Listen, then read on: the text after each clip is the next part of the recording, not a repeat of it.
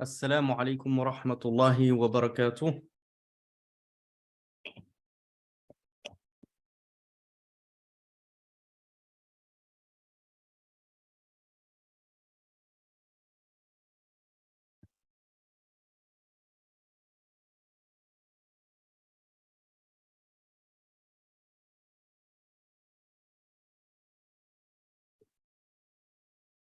J'espère que vous allez tous bien. J'espère que vous avez passé hier et aujourd'hui les meilleures prières de votre vie après avoir vécu pleinement et ressenti pleinement Surat Al-Fatiha comme jamais auparavant. Alhamdulillah, je vois que certains me disent oui, donc ça fait très très plaisir. C'est l'unique but de ce séminaire, hein. À quoi sert la science si elle n'est pas mise en pratique, comme nous l'avons vu hier? Donc, le but, c'est qu'on apprenne la science du tafsir pour pouvoir le mettre en pratique de la meilleure façon possible. Alhamdulillah, faliq al-isbah, wa salatu wa salam ala nabina Muhammad, qa'id al-arwah, wa ala alihi wa sahbihi, dhawi al-falah, amma ba'd. On passe donc aujourd'hui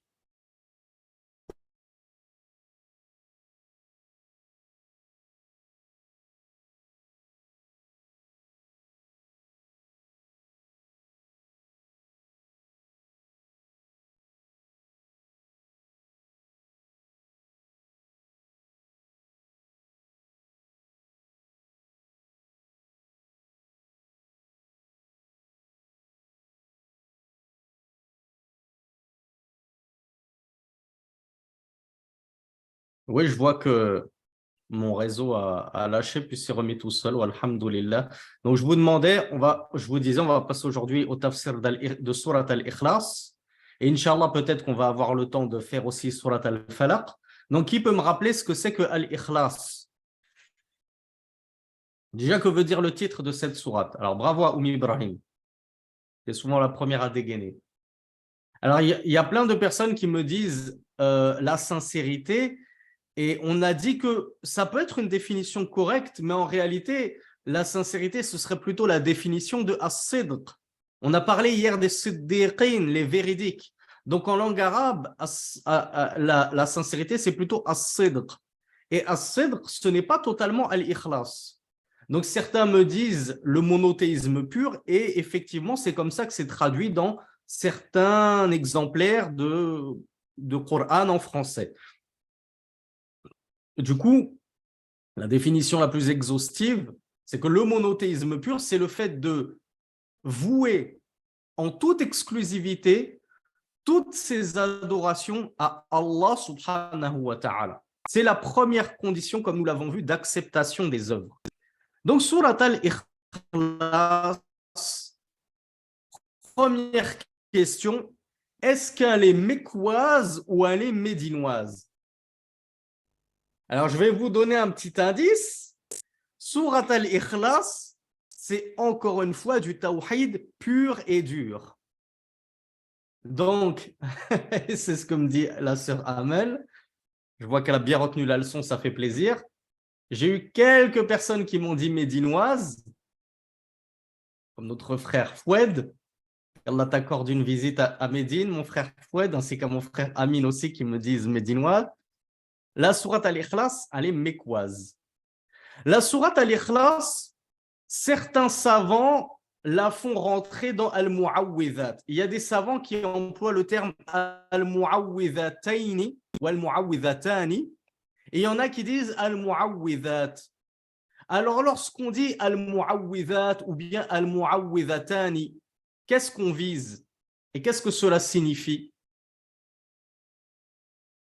La sœur Amel qui me dit c'est les 3 dernières sourates. Comment on pourrait le traduire? Bravo à Marwan qui me dit les sourates protectrices. Alors, qu'est-ce que ça signifie? Voilà, c'était ma question. Qu'est-ce que ça signifie mu'awwidhat? Ça veut dire les protectrices. Donc, les sourates protectrices. Il y en a qui disent qu'elles sont au nombre de 3. Al-Ikhlas, Al-Falaq ou An-Nas. Et il y en a qui disent Al-Mu'awwidhatani, Al-Falaq wa Nas, et ils la séparent de Al-Ikhlas. À votre avis, pourquoi est-ce que certains savants ont fait cette petite séparation entre Al-Ikhlas et les deux dernières?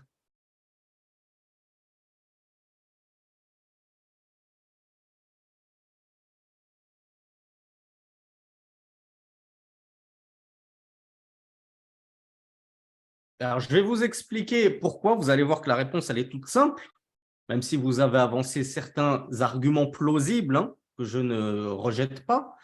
Mais en réalité, elles ne sont pas descendues en même temps. Al-Ikhlas, elle est descendue, comme nous venons de le voir, à la Mecque, alors que Al-Falaq wa Nas, elles sont descendues à Médine. Donc, je vous spoil un petit peu, ça faisait longtemps que je ne vous avais pas spoilé. Surat Al-Falaq et Surat An-Nas sont des sourates médinoises, contrairement à Surat Al-Ikhlas. Qui d'entre vous connaît la cause de la descente de Surat Al-Falaq ou An-Nas?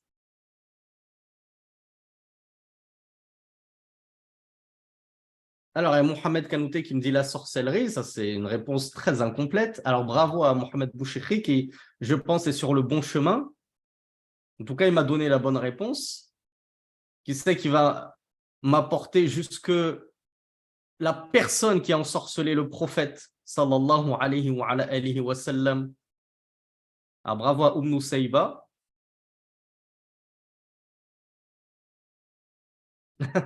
Soufiane qui me dit sûrement un juif. Ça y est, les boucs émissaires, dès qu'il est question de sorcellerie, c'est les juifs. Eh bien, tu ne crois pas si bien dire, mon frère Soufiane.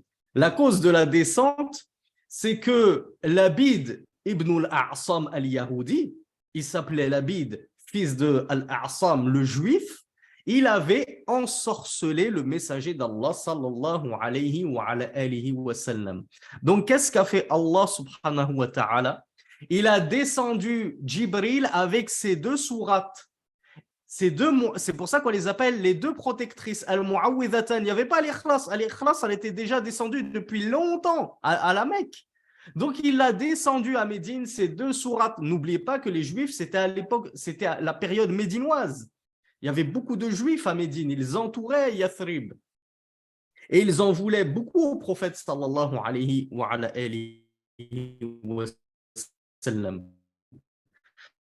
Donc, Jibril, qu'est-ce qu'il a fait? Il a pratiqué un exorcisme au prophète Mohammed sallallahu.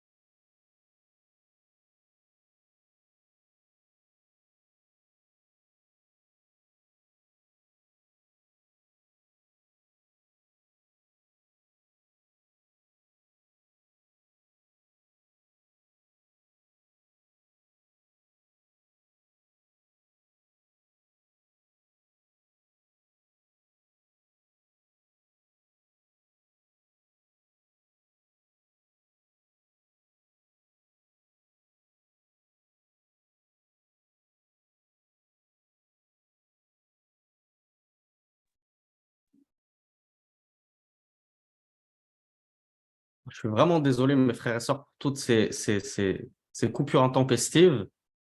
J'ai fait la demande d'un changement de modem parce que j'ai un modem catastrophique. Et normalement, on devrait me changer mon modem la semaine prochaine. Donc, je vous demande de me faire miséricorde pour, euh, pour jusqu'à la semaine prochaine, le temps que j'ai une connexion un peu plus stable. Malheureusement, ici, on n'est pas aussi bien loti que vous en termes de bonne collection. Donc, je vous posais la question, je ne sais pas si vous l'aviez entendu. Merci pour votre compréhension et vos doigts. Jazakumullahu khayran. Je vous disais, qu'est-ce qu'un un exorcisme islamique?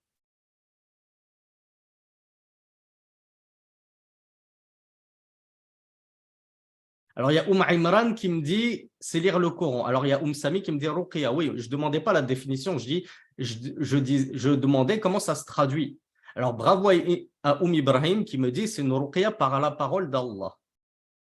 Il y a Imran qui me dit que c'est lire le Coran sur nous, sur une personne. Saïba qui me dit que c'est réciter des sourates. Enzo qui me dit purifier l'âme. Bravo Enzo.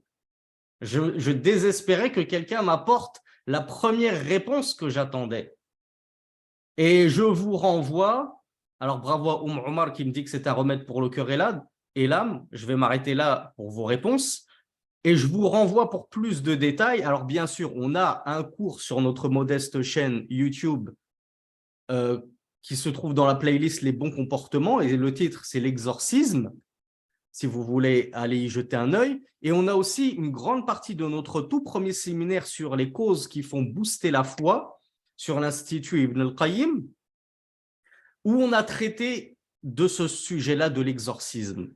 Et il convient de rappeler, mes frères et mes sœurs, que le plus grand des exorcismes, c'est la concrétisation du tawhid.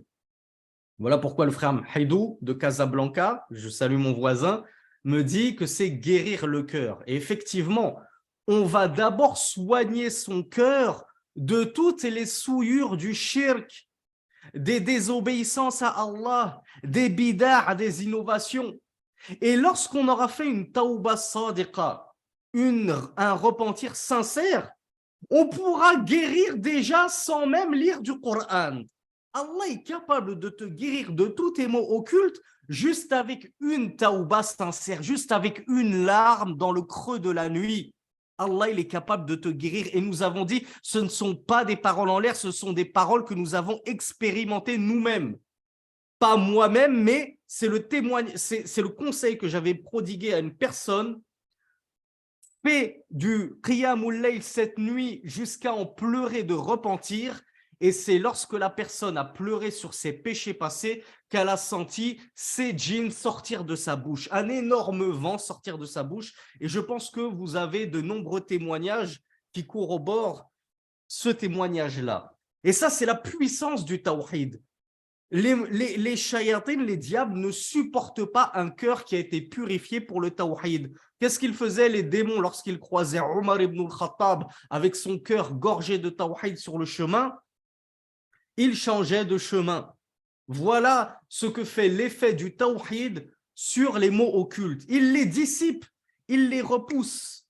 Et ensuite, une fois que tu as appris à concrétiser ton tawhid, que tu as fait un repentir sincère, alors la ruqya islamique, elle est toute simple. Tu lis le Coran, tu lis des douas, tu cherches protection auprès d'Allah subhanahu wa ta'ala, et parmi les meilleures sourates et les meilleurs versets que l'on puisse lire dans le cadre d'une ruqya, d'un exorcisme, c'est les mu'awwidhat, al-ikhlas, al-falaq, al-nas, c'est ayat al-kursi. Alors, comment ça s'appelle en français, ayat al-kursi?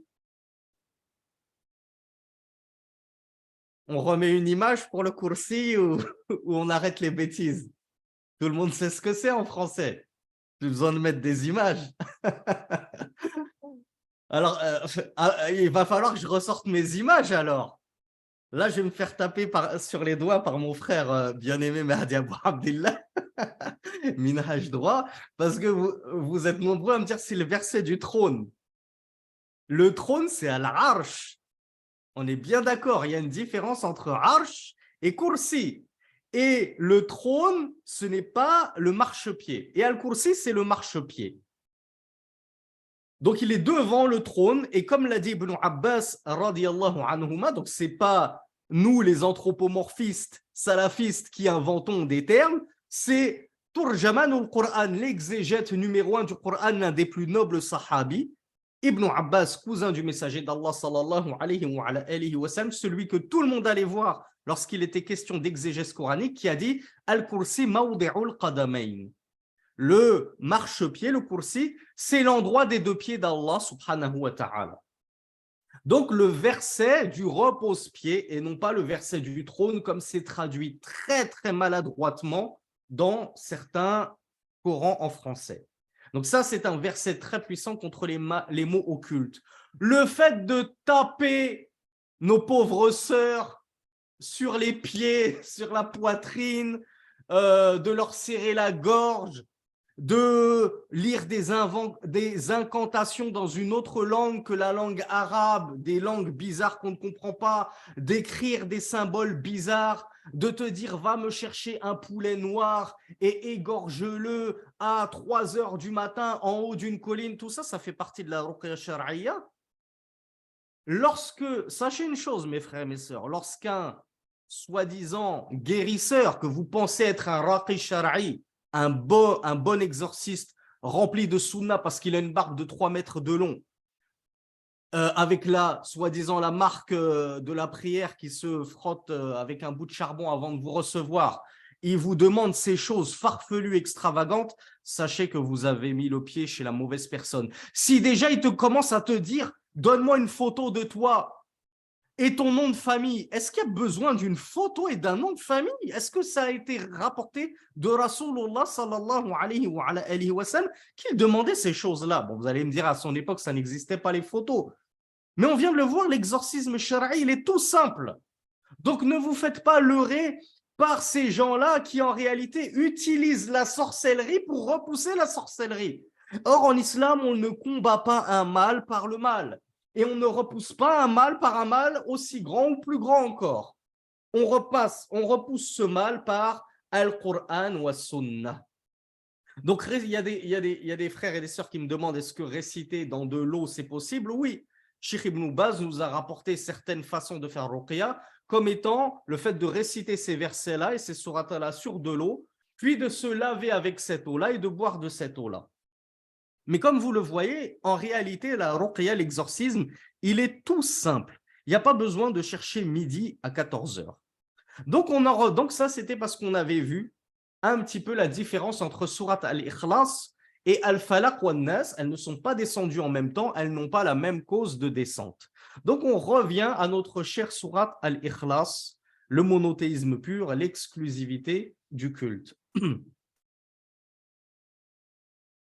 Savez-vous, alors on a vu la cause de la descente de Al-Falaq wa Nas. Savez-vous quelle est la cause de la descente de Surat al-Ikhlas?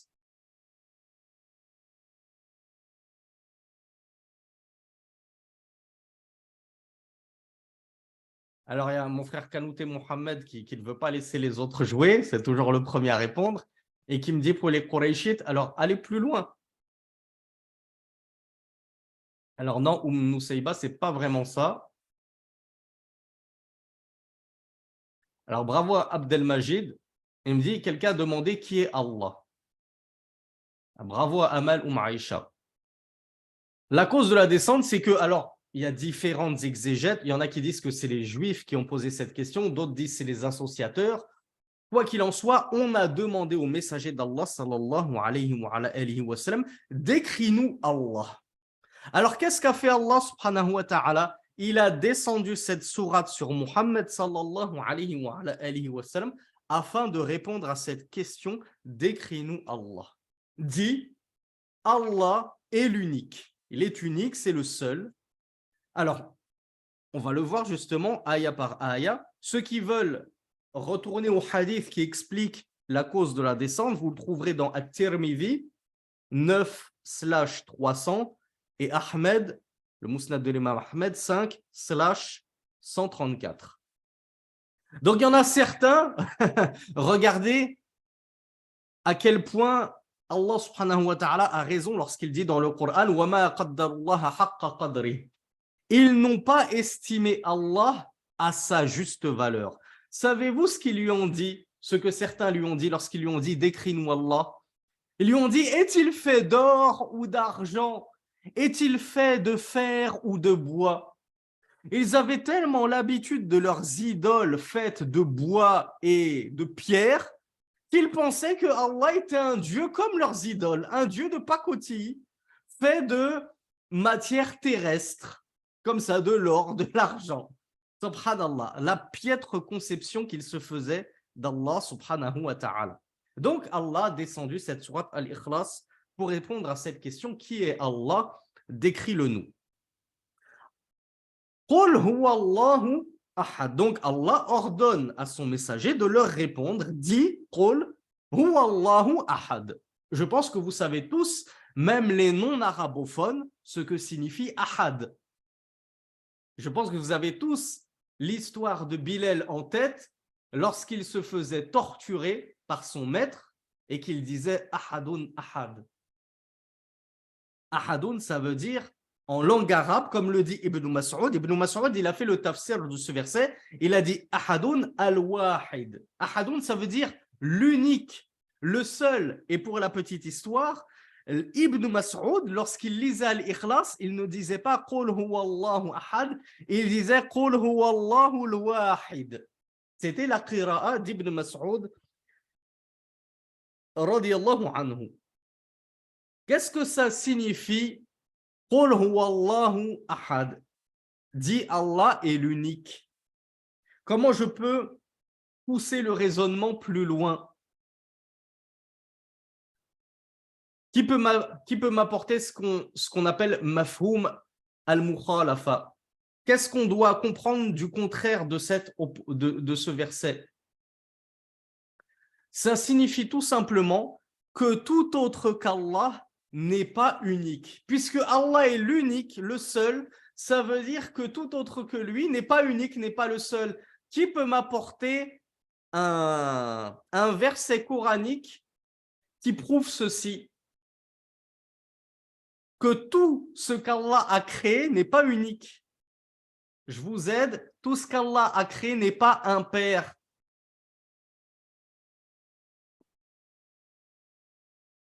Alors bravo à Kanouté Mohamed, encore une fois, il est vraiment au taquet, Kanouté Mohamed. On va lui interdire les séminaires et on va l'obliger à l'étudier directement chez les savants, Mohamed. Là. C'est pas de ton niveau les séminaires, Institut Ibn al-Qayyim. Allahumma barik. Bravo à Nazra bint Samadi. Alors, est-ce que j'ai quelqu'un? Bravo à Omar. Bon, je pensais que quelqu'un me l'aurait apporté en arabe. Allah subhanahu wa ta'ala nous dit dans Surat Al-Dhariyat, pour ceux qui prennent les notes, celle qui est éparpille, verset 49, وَمِن كُلِّ شَيْءٍ خَلَقْنَا زَوْجَيْنِ لَعَلَّكُمْ تَذَكَّرُونَ. Et de toutes choses, nous avons créé un couple afin que vous vous rappeliez. De toutes choses. Donc, tout ce qui est en dehors d'Allah subhanahu wa ta'ala, Allah en a créé un couple. Vous allez me dire, oui, mais c'est faux, parce que moi, j'ai qu'une seule langue. On est d'accord, j'ai qu'une seule langue. Ou bien qui a deux langues parmi vous? On n'a qu'une seule langue. Qu'Allah te guérisse, Mahidou, qui me dit moi. Mais ta langue, Akhi, elle est composée de quoi? Lorsque tu la prends au microscope électronique, que tu vas au cœur de la composition de ta langue, bravo Enzo. Il y a Marwan qui me dit des cellules. Et les cellules sont composées de quoi? Je vous ai dit, descendez jusqu'à l'échelle microscopique. Elle est composée d'atomes. Et l'atome, ils sont où les physiciens et les chimistes? Il n'y a personne qui a fait une licence, à mon époque, ça s'appelait 2GSV, sciences de la vie. Après, on l'a étudié en première et en seconde pour ceux qui ont fait S. Alors, bravo, je vois qu'il y a de grands scientifiques parmi nous. Les atomes gravitent autour de... Alors, l'atome, c'est quoi? C'est un noyau. Et autour du noyau gravitent des électrons. Ce noyau unique qui compose ta langue unique, il est en réalité lui-même fait de deux particules, le proton et le neutron. Allahu Akbar. Allahu Akbar. Jusqu'à l'échelle microscopique, nanoscopique, Allah a tout créé par paire. Il a tout créé en deux. Parce que Allah est l'unique, le seul. Nul ne peut lui disputer cette unicité. Donc, tu prendras toute chose. Alors, bravo à Samy, le meilleur étudiant en sciences. C'est comme ça qu'il se fait appeler, qui me dit, je l'ai dit. Je vous ai dit, ne boudez pas si je n'ai pas vu vos réponses parce que ça défile très vite. Parce qu'Allahumma barik, vous êtes des champions. Vous êtes des champions, Allahumma barik, vous répondez très bien, très vite. Et donc, du coup, moi, je suis submergé par vos bonnes réponses. Donc, même tout ce qu'Allah a créé qui semble en apparence impair, en réalité, ça restera toujours pair dans sa composition la plus infime. Donc, qul huwa Allahu ahad. Yani, la nadhira lahu wa la mathil. Comme me l'ont dit certains d'entre vous, lorsque je vous ai dit qu'est-ce que ça signifie, Allah, il est le seul, l'unique, certains d'entre vous m'ont dit ça veut dire qu'il n'a pas d'associé et que il n'a pas d'équivalent, de semblable. Et ça, c'est une bonne réponse. C'est comme ça qu'ont expliqué le verset certains exégètes. Il n'a pas de nazir, d'équivalent, de semblable, ou à la mafil, rien ne lui ressemble. Allahu samad. Ah, il est difficile ce terme. Que ce soit en langue arabe ou en langue française, c'est difficile. Alors, qui pourrait m'expliquer ce que ça veut dire as-samad?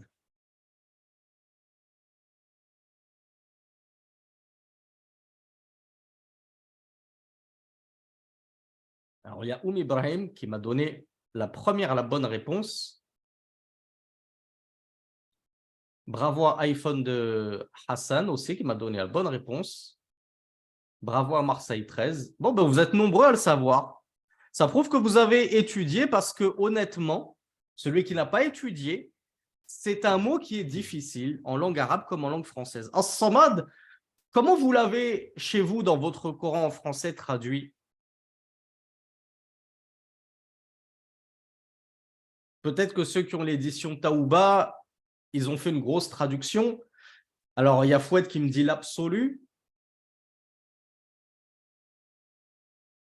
Alors là, vous me rapportez des longues définitions. Je ne pense pas que ce soit comme ça dans votre version du Coran en français. Moi, je sais que mon souvenir de quand j'étais petit enfant, c'est que c'était traduit par Allah le transcendant.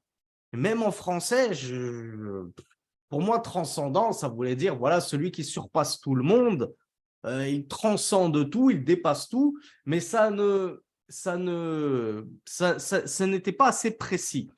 La définition qu'en ont donné les savants, alors sachez qu'il y a plusieurs définitions. Les savants ont vraiment donné beaucoup de différentes définitions là-dessus. Et celle qui revient le plus souvent, et c'est celle par laquelle a expliqué ce verset le Cheikh Ibn Baz, rahmatullahi alayhi, ils ont dit que c'est celui dont tout dépend et lui ne dépend de personne. C'est-à-dire Allah ne dépend de rien, même du trône. Allah n'a pas besoin de son trône. Allah n'a pas besoin des anges. Allah a encore moins besoin de nous. Allah se passe des mondes. C'est-à-dire il est riche des mondes, c'est-à-dire il se passe des mondes. Il n'est pas pauvre, Allah. Il n'a pas besoin de toi pour que tu l'enrichisses. Donc Allah est tellement riche qu'il se passe de tous les mondes. Mais tout autre que lui, toutes ces créatures ne peuvent se passer de lui.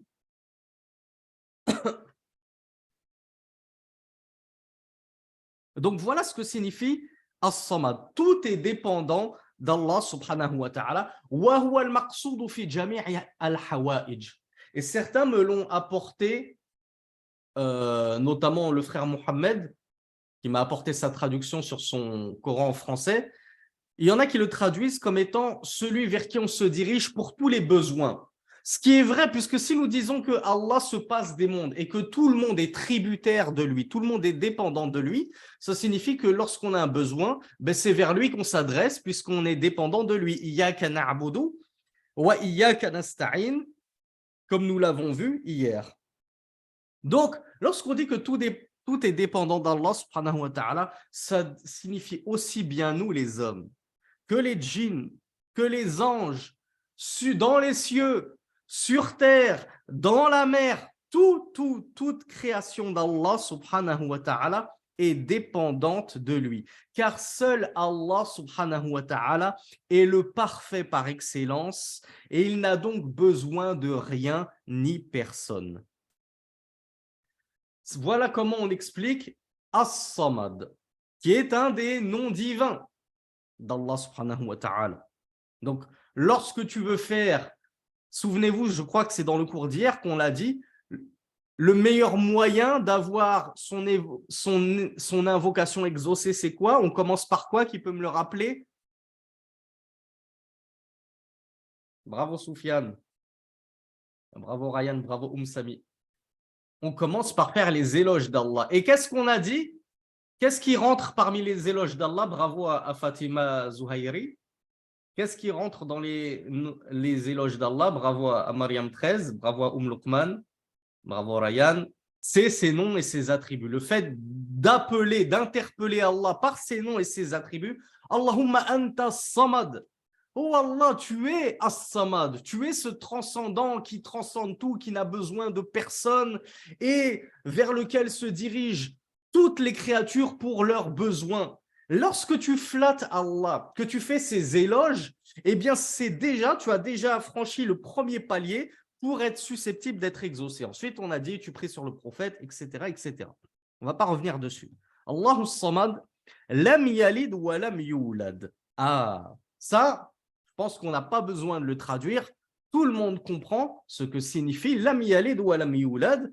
Il n'a pas engendré, il n'a pas enfanté, et il n'a pas été engendré, il n'a pas été enfanté. Pourquoi? Pourquoi Allah lam yalid wa lam yulad? Qui a une parole du messager d'Allah qui va dans le même sens que ceci, qui paraphrase ce verset? Il y a une doua que faisait le messager d'Allah sallallahu alayhi wa sallam. Et qu'est-ce qu'il lui disait? Antal awwalu. On l'a vu, je crois, dans le dernier cours des 3 fondements, si je ne m'abuse. Antal awwalu falaysa qablaka shay'un. Tu es al-awwal, tu es le premier. Il n'y a donc rien avant toi, rien n'a précédé Allah. Donc lam yulad, il n'a pas été engendré parce que Allah n'a pas de géniteur. Il n'a pas de père, il n'a pas de mère, il n'a pas de créateur, il n'y avait rien avant Allah subhanahu wa ta'ala. Allah a toujours été là, il a toujours existé de toute éternité. Donc Allah al-awwal, Allah est le premier. Il n'a pas de début, il n'a pas de fin. Wa qul alhamdulillahi alladhi lam yattakhidh waladan. Et lam yalid, pourquoi lam yalid? Pourquoi il n'a pas enfanté Allah? Allah nous dit dans un autre verset, dans la sourate Al-Isra, le voyage nocturne, verset 111, Allah nous dit, et dit, alhamdulillah, la louange est à Allah, qui n'a pas pris d'enfant. En réfutation à qui, mes frères et mes sœurs? Alors il y a Angel qui me dit par rapport aux chrétiens. Qui c'est qui va m'apporter la réponse la plus complète? Qu'est-ce qu'Allah réfute lorsqu'il dit Lam yalid, il n'a pas enfanté? Alors bravo à Hafsa qui me dit, certains disaient que les anges étaient les filles d'Allah.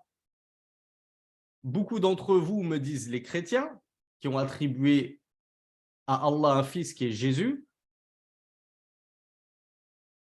Alors il y a Mariam qui me dit les juifs. Alors qu'est-ce qu'ils ont dit les juifs justement? Voilà, il y a Ibrahim qui me dit Uzair et les anges. On a nos 3 bonnes réponses.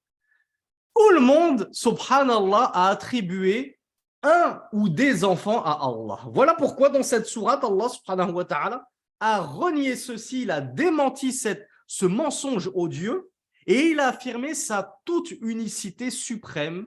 Et il n'a pas de compagne, et il n'a pas d'enfant, il n'a pas de parents. Il est seul et unique, parce que rien ne lui ressemble. Si Allah avait eu un enfant, cet enfant lui aurait ressemblé. Donc Allah n'aurait pas pu être l'unique parfaitement. Puisque qu'est-ce que les chrétiens disent par rapport à Jésus? Ils disent bien que Jésus, il ressemble à son Père. Il a la même nature divine, c'est son Fils. Donc il y a une ressemblance. Ils ne disent pas que Jésus, que le Fils et le Père sont 2 personnes fondamentalement différentes. Non, ils disent c'est 3 qui ne forment qu'un. Ce qui prouve que pour eux, c'est la même entité. Donc, si Allah avait eu un enfant, il lui aurait ressemblé comme nos enfants nous ressemblent. Voilà pourquoi Allah ne peut pas avoir d'enfant. il est le seul, il est l'unique, il n'a pas besoin d'enfants. Et il ne ressemble en rien à sa création. Nous, les créatures, nous avons besoin d'enfants. Nous aimons avoir des enfants. Allah se passe des mondes, il n'a pas besoin d'enfants. Donc, qu'est-ce que je disais?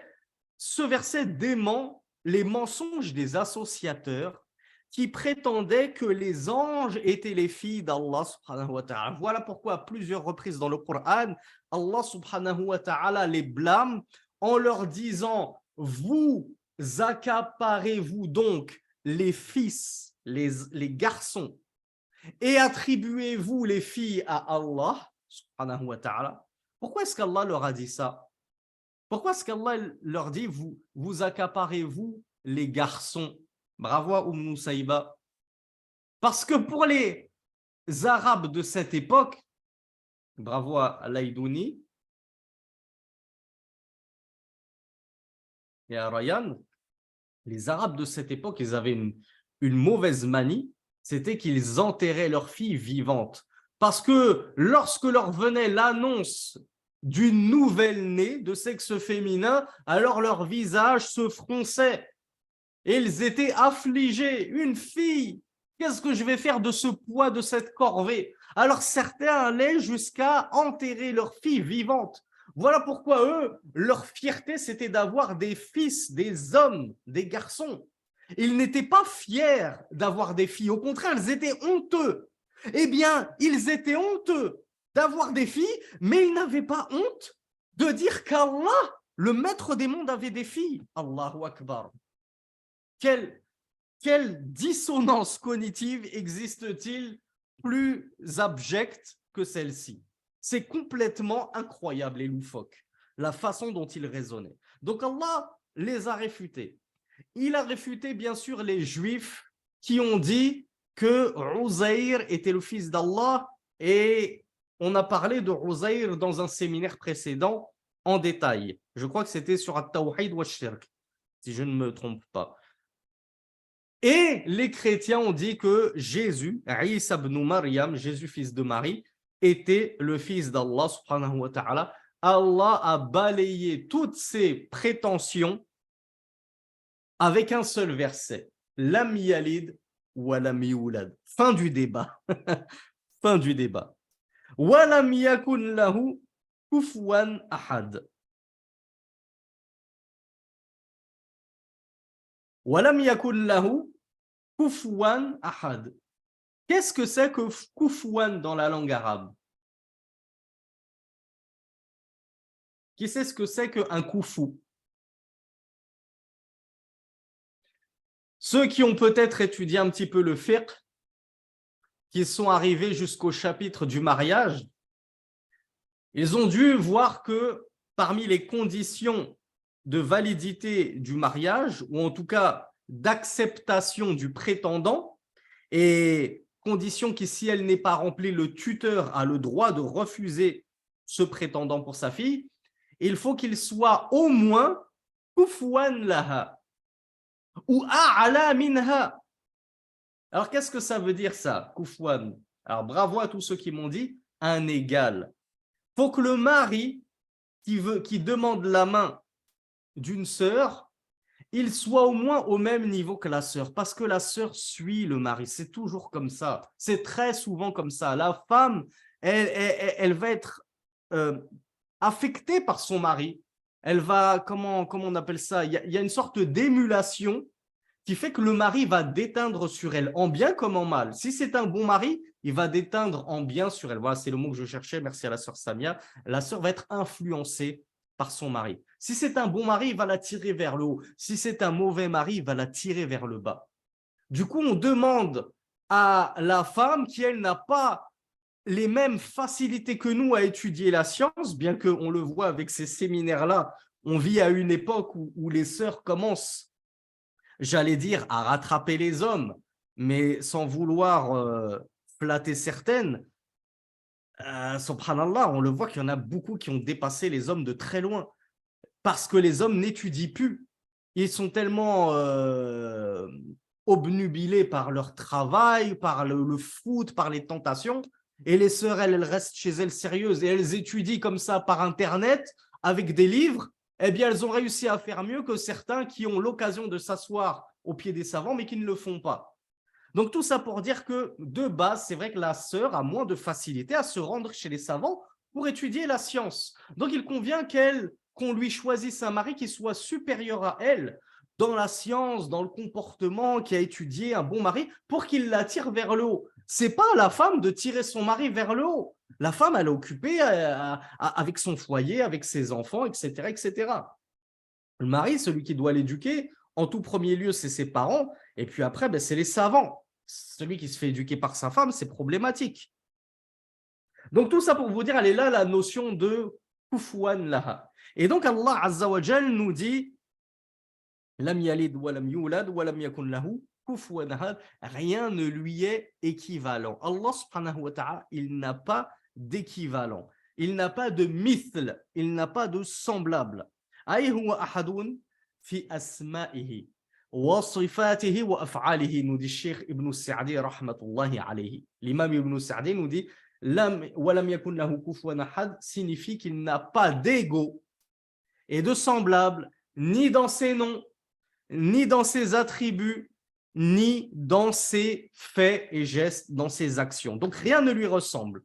Comme on l'a vu, on peut dire que Muhammad sallallahu alayhi wa sallam était rahim, et pourtant cet attribut de la clémence et de la miséricorde ne ressemble en rien à l'attribut de la miséricorde d'Allah subhanahu wa ta'ala, qui lui est transcendant et qui s'extrapole à tous les mondes.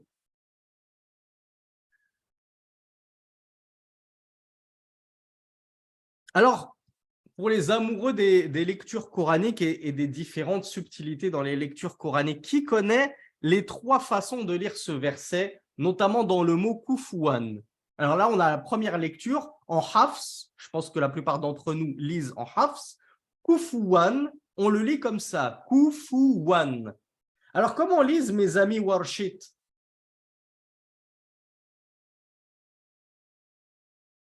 Alors, bravo. Mes amis Warshit, ils lisent non pas kufuwan avec un waw, mais ils lisent avec une hamza, kufuan. Walam yakul lahu kufuan ahad. Et qui connaît la troisième? Alors, il y a Luqman. Non, c'est pas Luqman. Qui connaît la troisième façon de lire?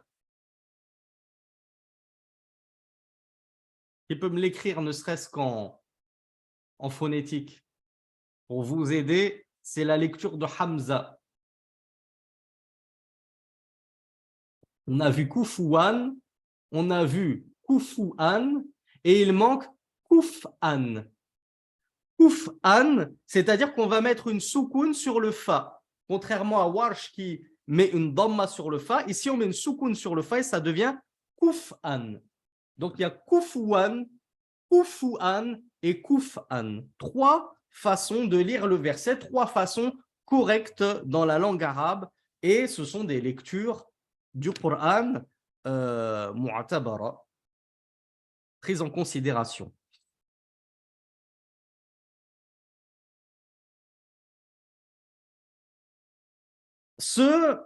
Cette sourate, alors, il y a un verset qui va dans le même sens que ce dernier verset. Qui le connaît, qui peut me le citer? Le verset qui va le plus dans ce sens de Allah n'a pas d'ego, rien ne lui ressemble. Il est très connu. Tous ceux qui ont étudié la aqidah, la croyance, le dogme, ils le connaissent ce verset. Citez-le-moi en arabe ou en français. Le verset 11 de la sourate Ash-Shura, la consultation. Bravo à Soufiane.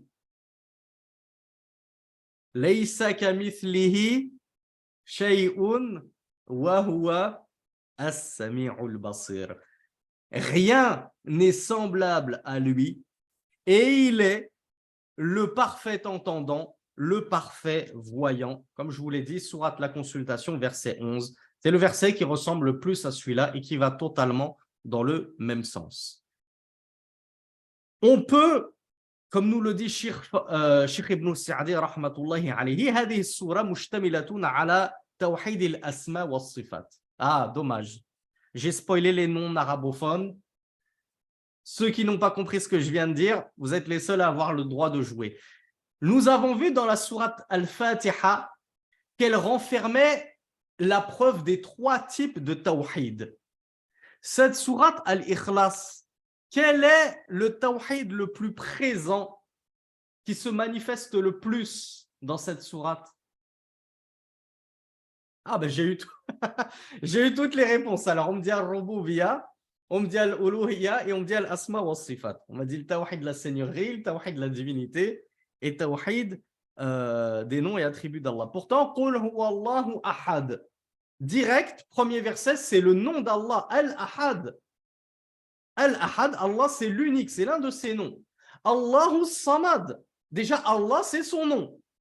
Allah, on a Al-Ahad, même s'il n'est pas employé sous la forme mu'arraf, avec le alif lam.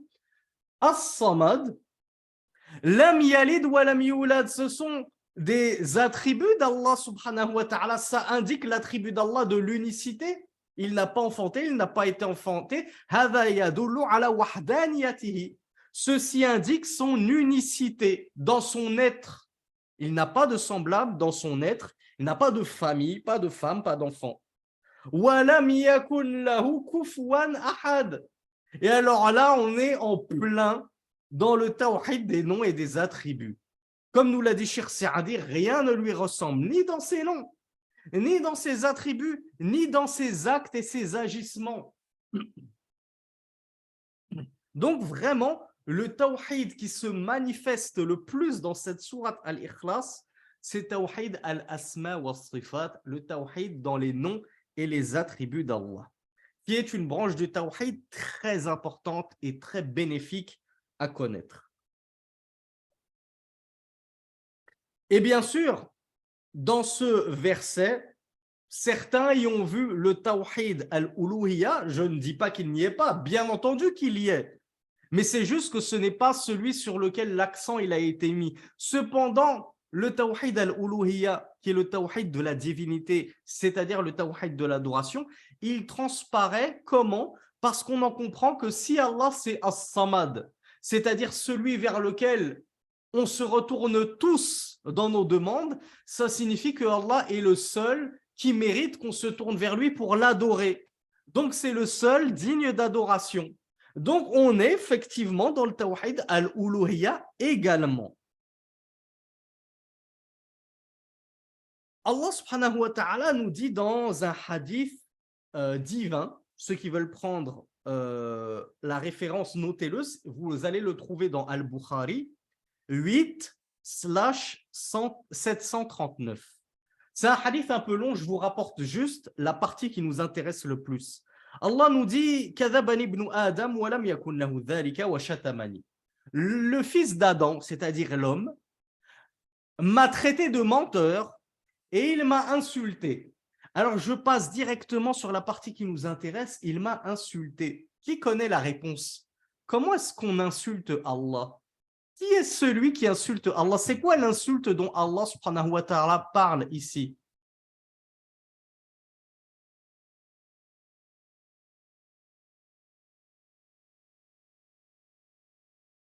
Alors j'ai vu la bonne réponse, mais voilà, c'est la sœur Mariam qui est la première à m'avoir donné la bonne réponse. C'est aussi le frère Darmouche qui m'a donné la bonne réponse.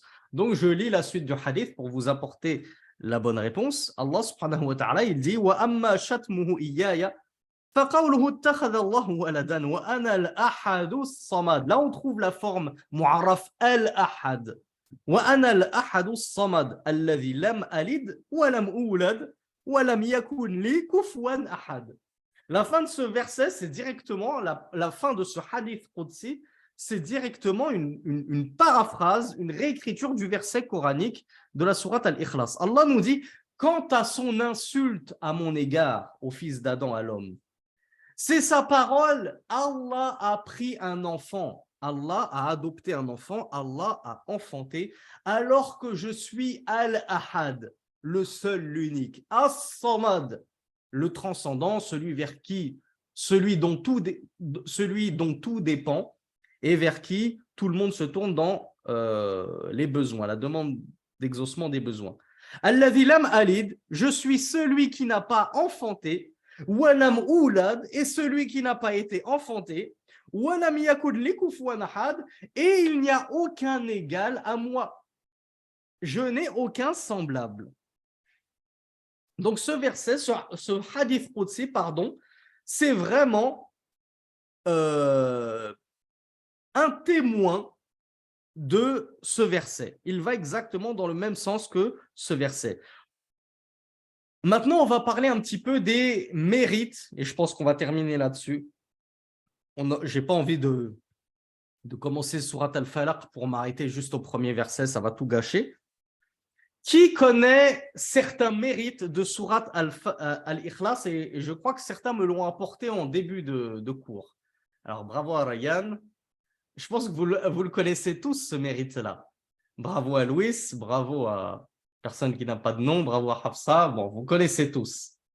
Rasulullah sallallahu alayhi wa ala alihi wa sallam a dit Walladhi nafsi biyadihi. Innaha la ta'adilu thuluth al-Qur'an. Et vous trouverez ce hadith qui est authentique, rapporté par Al-Bukhari, sous la référence 9/58. Vous le trouverez aussi dans le Muwatta de l'imam Malik. Le messager d'Allah sallallahu alayhi wa sallam a dit par celui dont mon âme est dans la main, elle équivaut au tiers du Coran. Qu'est-ce que ça signifie que Surat Al-Ikhlas équivaut au tiers du Coran? Est-ce que ça signifie que si dans ma prière, j'ai pas envie de lire Al-Fatiha, je lis 3 fois Surat Al-Ikhlas parce que je me dis Surat Al-Ikhlas, c'est le tiers du Coran. Donc, si je lis 3 fois Al-Ikhlas, c'est comme si j'avais lu tout le Coran. Donc, c'est comme si j'avais lu la Fatiha et tout le Coran en une seule raka'a. J'ai fait mieux que pendant les tarawih de Ramadan. Alors, bravo, vous êtes nombreux à connaître la réponse. Et certains m'ont dit que celui qui fait ça, c'est une action caduque. Bravo à la sœur Omar. Elle équivaut au tiers du Coran fil jaza wa thawab, dans la récompense, uniquement dans la récompense. Ça ne veut pas dire qu'elle prend la place du tiers du Coran, notamment en prière, et que si tu la lis 3 fois, c'est comme si tu avais lu tout le Coran, dont Al-Fatiha. Non, non, elle ne remplace pas la Fatiha dans ta prière. Je vous donne un autre exemple. Celui qui fait un vœu, ce qu'on appelle en arabe un nadhr. Je fais le vœu c'est quoi? C'est je dis, oh Allah, si tu me donnes un enfant, parce que moi et ma femme, on est stériles, on s'en remet à toi, si tu nous donnes un enfant, Allah, on te fait le vœu de lire tout le Coran en entier toutes les semaines. Celui qui va essayer de gratter et de tricher et va se dire, ben tiens, j'arrive pas à tenir mon vœu, mon engagement, je vais lire 3 fois Surat Al-Ikhlas chaque semaine. Et Rasulullah a dit que Surat Al-Ikhlas, c'est à l'équivalent au tiers du Coran. Donc, c'est comme si j'avais lu 3 tiers. On est d'accord, les matheux? 3 tiers, ça fait 1. Ça fait 1 sur 1. Ça fait tout le Coran. Eh bien, ce n'est pas comme ça qu'il faut le comprendre. Ça ne passe pas. Tu te seras mis dans le pétrin tout seul à faire des vœux. C'est pour ça qu'on l'a vu dans les cours de Tawhid sur les 3 fondements. Rasulullah sallallahu alayhi wa sallam a dit que le vœu n'émanait que d'une personne avare. C'est-à-dire il est tellement avare qu'il a besoin de marchander avec Allah pour faire des adorations. Il a besoin de dire, Allah, je vais faire telle adoration, mais en contrepartie, tu me donnes ci et cela. Voilà pourquoi les vœux sont détestables en islam. Il ne convient pas de faire des vœux. Ce n'est pas recommandé. Donc, elle est équivalente, par contre, en mérite et en récompense. Effectivement, celui qui lit Surat Al-Ikhlas, il aura la récompense de la lecture du tiers du Coran. Alors, qu'est-ce qu'avait fait un certain sahabi? Qui connaît l'histoire de ce sahabi?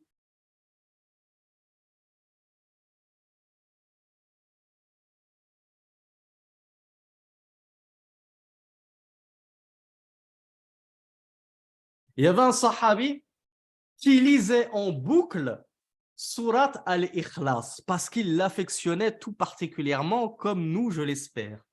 Il y a un autre sahabi qui a vu ça, il a été intrigué. Alors il est allé voir le messager d'Allah sallallahu alayhi wa sallam pour lui faire part de ce qu'il avait vu et de ce qu'il avait entendu. Et c'est là que le messager d'Allah, sallallahu alayhi wa sallam, a dit, parce qu'il avait remarqué que c'est comme si ce sahabi avait déprécié la grandeur de cette sourate. Elle paraît toute courte, alors qu'en fait, elle a une puissance phénoménale. Donc voilà pourquoi le messager d'Allah, sallallahu alayhi wa sallam, lui avait dit, par celui qui détient mon âme dans sa main, elle équivaut au tiers du Coran, pour lui montrer effectivement cette sourate, elle n'est pas anodine, elle a une récompense incroyable. Donc bien sûr que la répéter en boucle est tout à fait légiféré. Lis-la autant de fois que tu veux, lis-la dans la rue, lis-la quand tu es dans le bus, tu es là avec ta main sur la poignée du bus, tu ne sais pas quoi faire, lis surat al-Ikhlas en boucle s'il le faut. Les hasanat, elles tombent jusqu'à t'enterrer dessous. Dans un autre hadith, par rapport au mérite de surat al-Ikhlas, le messager d'Allah sallallahu alayhi wa sallam avait entendu quelqu'un lire, l'un de ses compagnons lire surat al-Ikhlas, il avait dit wajabat. Wajabat, ça veut dire il lui a été acquis de droit. Alors les compagnons lui ont dit quoi donc, ya Rasulallah, qu'est-ce qui lui a été acquis de droit? Qui connaît la réponse? Même si la réponse est évidente pour tous. Bravo, le paradis. Le prophète sallallahu alayhi wa sallam lui a dit al-jannah, wajabatil jannah, c'est-à-dire celui qui lit surat al-Ikhlas, non pas comme un munafiq avec sa langue, mais il la lit avec sa langue et il y croit par son cœur au contenu de surat al-Ikhlas, il fera partie des élus du paradis. Alors je vois qu'il y a des personnes qui me demandent la référence et comme on a fini le cours, je vais me permettre d'essayer de vous la retrouver très rapidement parce que je ne l'avais pas prise dans ma note. Donc le messager d'Allah par rapport au hadith précédent avait dit أَيَعْجِزُ أَحَدُكُمْ أَنْ يَقْرَأَ ثُلُثَ الْقُرْآنِ فِي لَيْلَةٍ قُلْتُ يَا رَسُولَ اللَّهِ وَمَنْ يُطِيقُ ذَلِكَ قَالَ اقْرَأُوا قُلْ هُوَ اللَّهُ أَحَدٌ. Dans un hadith qui lui il est daïf, faites attention, le messager d'Allah avait dit est-ce que l'un d'entre vous est incapable de lire le tiers du Coran en une seule nuit? Alors l'un des compagnons lui a répondu et qui est donc capable de cela au messager d'Allah? Il a dit lisez Qul huwallahu ahad. C'est-à-dire que si tu as lu Qul huwallahu ahad, par exemple dans ta prière du witr, n'oubliez pas que c'est la sunna de lire Qul huwallahu ahad dans la prière du witr, la toute dernière prière de la soirée, pour clôturer ta journée et ta soirée avec une prière impaire, eh bien, lis Qul huwallahu ahad et en plus, c'est comme si tu avais lu le tiers du Coran, nous dit le messager d'Allah. Donc, ce hadith, il est daïf dans sa chaîne de transmission, mais comme on l'a vu, il a des shawahid, il a des témoins qui le renforcent. Et le dernier hadith, wajabat, que je vous retrouve pour ceux qui veulent la référence, c'est... il est dans le Muwatta, référence 1/208. Et il est dans An-Nasa'i, référence 2/171. Et il est dans Al-Hakim, Mustadrak Al-Hakim, référence 100/566. هذا والله أعلم وصل اللهم على نبينا محمد سبحانك اللهم وبحمدك أشهد أن لا إله إلا أنت أستغفرك وأتوب إليك. Je vous souhaite un très bon week-end mes chers frères et sœurs et je vous donne rendez-vous à la même heure 20h française pour le tafsir de Surat al-Falaq, Surat al-Nas, Surat al-Asr et si on a le temps aussi Al-Kafirun et d'autres sourates. Donc rendez-vous dès lundi prochain Inch'Allah. Wassalamu alaikum wa rahmatullahi wa barakatuh. Wassalatu wassalamu ala nabina Muhammad wa akhiru da'wana anil hamdulillahi rabbil alamin.